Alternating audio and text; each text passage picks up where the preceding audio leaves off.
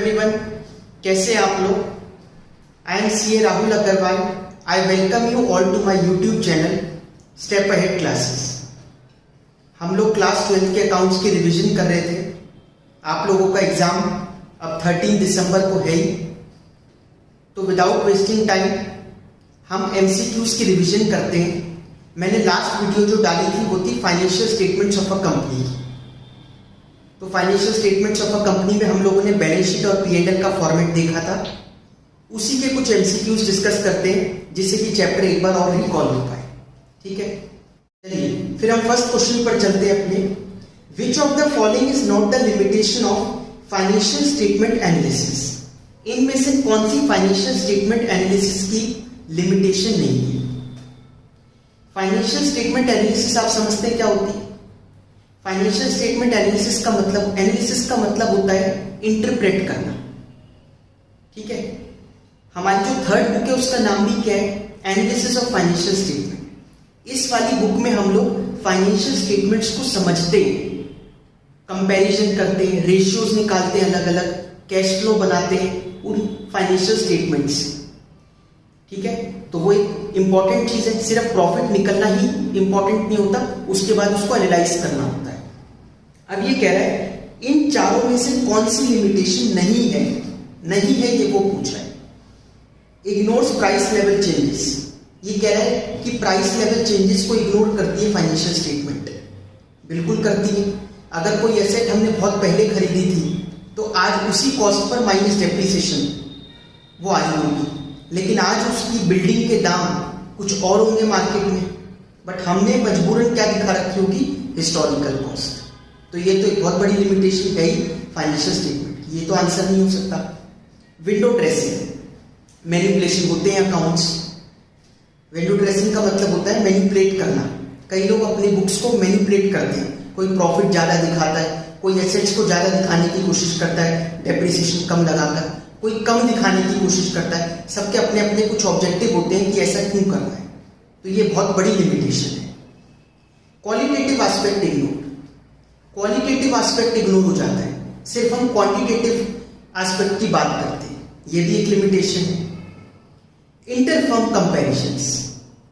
हम financial statement से interfirm comparison कर पाते हैं, दो फर्म्स के बीच में कंपैरिजन कर पाते हैं। ये कोई लिमिटेशन थोड़ी ना हुई, ये तो अच्छी बात है। तो इसका आंसर हो जाएगा डी। ठीक है, नेक्स्ट देखिए, indicate the items which appear as short term provisions. तो जल्दी जल्दी क्लास को बढ़ाते हैं आगे। शॉर्ट टर्म प्रोविजंस में कौन कौन, इनमें से कौन सी चीज आएगी। प्रोविजन फॉर डाउटफुल डेट, अगला पढ़ लेते हैं पहले। प्रोविजन फॉर ग्रेच्युटी, ईपीएफ मतलब employees provident fund, security premium reserve. इन चारों में से बताइए कौन सी शॉर्ट टर्म प्रोविजन में आएगी। पहला पॉइंट आएगा प्रोविजन फॉर डाउटफुल डेट, क्योंकि प्रोविजन फॉर डाउटफुल डेट ही ऐसा है जो शॉर्ट टर्म के लिए बन रहा है, क्योंकि हमें उम्मीद है कि जिससे भाई डेटर खुद ही शॉर्ट टर्म है। प्रोविजन फॉर डाउटफुल डेट किसके लिए बनता है, डेटर के लिए। तो डेटर जो खुद ही एक करंट एसेट होते हैं, जो खुद ही शॉर्ट टर्म होते हैं, वो हमें उम्मीद है कि शायद पैसा डूब जाए। तो अगर हमें ऐसा लग रहा है कि पैसा डूब जाएगा तो हम उसके अगेंस्ट क्या बनाते हैं, प्रोविजन। तो प्रोविजन फॉर डाउटफुल डेट क्या है, एक करंट लायबिलिटी है जो शॉर्ट टर्म प्रोविजंस में दिखाई जाती है। प्रोविजन फॉर ग्रेच्युटी, मैंने आपको जब चैप्टर पढ़ाया था ये वाला तब बताया भी था। प्रोविजन फॉर ग्रेच्युटी तो एम्प्लॉयज को रिटायरमेंट के टाइम पर मिलती है ना ग्रेच्युटी, उसके लिए बनता है। ये तो लॉन्ग टर्म हुआ। ऐसे प्रोविडेंट फंड भी एम्प्लॉयज को मिलता है। सिक्योरिटी प्रीमियम रिजर्व तो प्रोविजन होता ही नहीं है, वो तो रिजर्व में सरप्लस में आता है। ठीक है, नेक्स्ट देखिए, balance sheet of company is required to be prepared in the format given in. ये भी हम लोगों ने डिस्कस किया था, याद है क्या था, शेड्यूल 3 का पार्ट 1। पार्ट 1 में बैलेंस शीट है और पार्ट 2 में P&L की स्टेटमेंट है। तो हमसे पूछ रहा है कि बैलेंस शीट का फॉर्मेट कहां गिवन है, तो ये हो गया C point, schedule 3 part 1, schedule 3 का पार्ट 1। समझ में आया आप लोगों को अच्छे से। नेक्स्ट, एज पर कंपनीज है the balance sheet of a company is required to be in. किस फॉर्मेट में होनी चाहिए, हॉरिजॉन्टल फॉर्म में, वर्टिकल फॉर्म में या दोनों चलेंगे, मतलब सी पॉइंट है आइदर हॉरिजॉन्टल और वर्टिकल, या है नन ऑफ दीस, इनमें से कोई सा नहीं। तो आप लोगों ने बैलेंस शीट पढ़ी है, सबसे पहले सारी लायबिलिटीज आती हैं, वो खत्म होती है, उसके बाद सारी असेट्स आती हैं। ये एक लाइन में चलता है, ऐसे नहीं चलता, इस स्ट्रेट ऐसे चलता है। तो ये कौन सा फॉर्म हुआ? वर्टिकल। ठीक है, तो इसका आंसर हो जाएगा 11th का बी, वर्टिकल फॉर्म।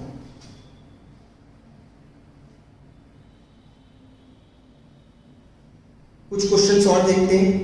नेक्स्ट देखिए, calls in arrears appear in a companies balance sheet under. Calls in arrear कहां दिखाए जाते हैं? कंपनी की बैलेंस शीट में। तो कॉल्स इन अरियर दिखाए जाते हैं शेयर होल्डर फंड के शेयर कैपिटल में। शेयर होल्डर फंड तो हो गया मेन हेड और शेयर कैपिटल हो गया सब हेड, ये याद रखना आप लोग। तो कहां दिखाए जाएंगे? इसमें क्या दे रखा है? रिजर्वेशन सरप्लस नहीं, शेयर होल्डर फंड बिल्कुल, कंटिंजेंट लायबिलिटी या शॉर्ट टर्म बोरोइंग, ये दोनों भी। तो इसका आंसर हो जाएगा शेयर होल्डर्स फंड। ठीक है, नेक्स्ट देखिए, which of the following item is shown under the head non current assets while preparing the balance sheet of a company. इन चारों में से कौन सा ऐसा है जो नॉन करंट असेट्स में दिखाया जाएगा? Under writing commission, current investments, inventory या पेटेंट्स। एक एक कर चल। अंडर राइटिंग कमीशन ये कहीं नहीं दिखाया जाएगा, ये तो फिक्टिशियस एसेट है। ठीक है, ये तो रिजर्व्स एंड सरप्लस में से माइनस हो जाती है। वैसे तो बैलेंस शीट तक पहुंचनी नहीं चाहिए, बट अगर ले भी आए तो ये फिक्टिशियस एसेट है, ये रिजर्व्स एंड सरप्लस में से माइनस होती है। अंडर राइटर्स को कमीशन भी, मैं अगर शेयर कैपिटल की रिवीजन आप लोग बोलोगे तो तब समझा भी दूंगा, वहां पर आता है ये वाला पॉइंट अंडर राइटिंग कमीशन का। करंट इन्वेस्टमेंट, जब नाम ही करंट है तो नॉन करंट में क्यों आएगा? इन्वेंट्री भी करंट एसेट्स में होता है। आप लोगों को करंट एसेट बताया था किट कसो, CITCSO, तो CI में क्या आता है? इन्वेंट्री, तो वो करंट एसेट है। लास्ट बचा पेटेंट्स, बिल्कुल पेटेंट्स एक इंटेंजिबल एसेट के अंदर आते हैं। इंटेंजिबल एसेट कहां आते हैं? Non current assets. तो इसका आंसर हो जाएगा डी, पेटेंट्स। नेक्स्ट देखिए, एजर्शन रीजन वाला, interest accrued but not due on borrowings. देखो दो होते हैं, एक होता है interest due, interest accrued but not due, और एक होता है इंटरेस्ट अक्रूड एंड ड्यू। आप लोगों को इन दोनों के बीच में फर्क मालूम है? इंटरेस्ट अक्रू तो दोनों में हो रहा है, यहां पर है बट नॉट ड्यू, यहां है ड्यू। यहां पर इसकी ड्यू डेट अभी नहीं आई, लेकिन इसकी ड्यू डेट आ गई, लेकिन अक्रू दोनों में हो रहा है। फर्क क्या है? देखिए, जैसे क्या है, हमने कोई लोन लिया और लोन की इंस्टॉलमेंट जो पे करनी है, इंस्टॉलमेंट मतलब इंक्लूडिंग इंटरेस्ट ही होगी, वो इंटरेस्ट के साथ जो पे करना है वो एक तो हमें करना है 31 या 30 सितंबर, 30 सितंबर नहीं लेते, 31 अगस्त को, और इसके 6 महीने बाद, इसके 6 महीने कब होंगे? 28 फरवरी। ये दो साल में 2 बार इंस्टॉलमेंट जाती है, 6-6 महीने में, एक बार 28 फरवरी को और एक बार 31 अगस्त को। ठीक है, हमारा साल चल रहा है अप्रैल से लेकर मार्च तक का। पहली इंस्टॉलमेंट हमने दे दी होगी 31 अगस्त को, 6 महीने पूरे हुए ना। 6 महीने कहां से पूरे हुए? पिछली इंस्टॉलमेंट से। फिर अगस्त के बाद हमने पे करा हुआ 28 फरवरी को। आप समझ रहे हो? मैं ये कह रहा हूं, हमारा साल तो अप्रैल से लेकर मार्च तक चलेगा, हम उसको इंस्टॉलमेंट पे करते हैं। भाई वो साल के हिसाब से थोड़ी ना, लोन तो कभी भी लेने जा सकते हैं। तो उसने 2 इंस्टॉलमेंट बांधी हमारी, एक तो 31 अगस्त को देंगे, अगली देंगे हम 28 फरवरी को। ठीक है, तो 31 अगस्त की दे आए, 28 फरवरी की भी दे आए। अब अगली बार कब जाएंगे? अगली बार फिर जाएंगे 31 अगस्त को देने के लिए। लेकिन उसके बीच में प्रॉब्लम क्या है? साल खत्म हो रहा है 31 मार्च हो। तो ये जो 6 महीने 28 फरवरी से 31 अगस्त, इस 6 में से 1 महीना तो यहां पड़ रहा है और 5 बाद में पड़ेंगे। अक्रूवल बेसिस ऑफ अकाउंटिंग कहती है इस 1 महीने के का जो इंटरेस्ट है वो अक्रू हो गया है, तो इसको बुक्स में रिकॉर्ड कर लो आउटस्टैंडिंग इंटरेस्ट के नाम से।